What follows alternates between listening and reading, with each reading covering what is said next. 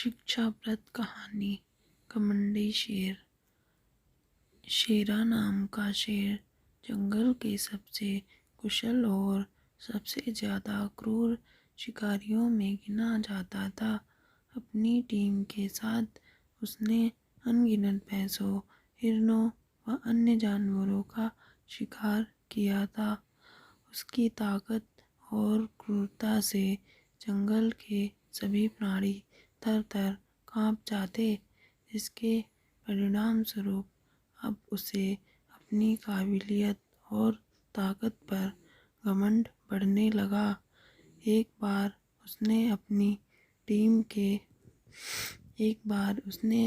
Team के साथियों से कहा, आज से जो भी शिकार होगा उस पर सबसे पहले मेरा हक होगा।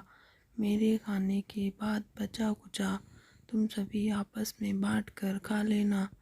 अपनी टीम के एक सदस्य शेरा के मुंह से ऐसी घमंड भरी बातें सुन सभी अचंभित थे।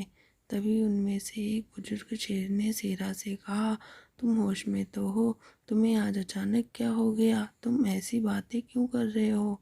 शेरा बोला, मैं बिल्कुल ठीक हूँ। क्या तुम सब ये नहीं जानते कि हम जितने भी शिकार करते हैं उसमें सबसे बड़ा योगदान होता है तो मैं ही तो हूँ, जिसकी वजह से हम इतने शिकार कर पाते हैं। इसलिए शिकार पर सबसे पहला हक मेरा ही है और अब सभी को मेरी बात माननी ही पड़ेगी। कोई भी उसकी बात से सहमत नहीं था। इसलिए अगले दिन एक सभा बुलाई गई जिसका उद्देश्य था शेरा को समझाना। हम मानते हैं कि तुम एक श्रेष्ठ कुशल शिकारी हो, लेकिन क्या ये बात भी उतनी सच है कि बाकी के सदस्य भी अपना जी जान लगा देते हैं? इसलिए हम सब इस बात से सहमत नहीं हो सकते। शिकार पर पहला हक तुम्हारा हो। हम सब मिलकर शिकार करते हैं और हमें मिलकर ही उसे खाना चाहिए। टीम के सभी सदस्यों ने शेर से कहा। शेरा इस बात को सुन गुस्से से अपने ही घमंड में चूर होकर बोला, तुम सबकी मत मारी गई है जो मेरी बात को मानने से इनकार कर रहे हो। अगर ऐसी बात है तो आज से मैं अकेले ही शिकार करूंगा और तुम सब मिलकर खुद अपने लिए शिकार करना।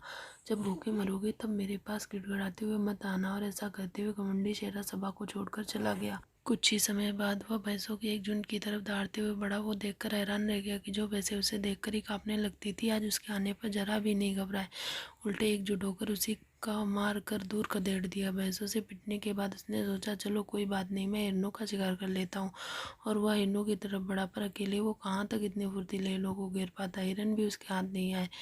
अब शेरा को एहसास हुआ कि इतनी ताकत होते हुए भी बिना टीम के सहयोग पाए वो एक भी शिकार नहीं कर सकता। उसे पछतावा होने लगा।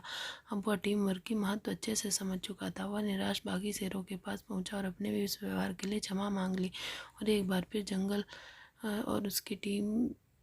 जंगल यानी कि उसकी टीम के खौफ से जंगल में सब कांपने लगे। एकता में ही शक्ति है।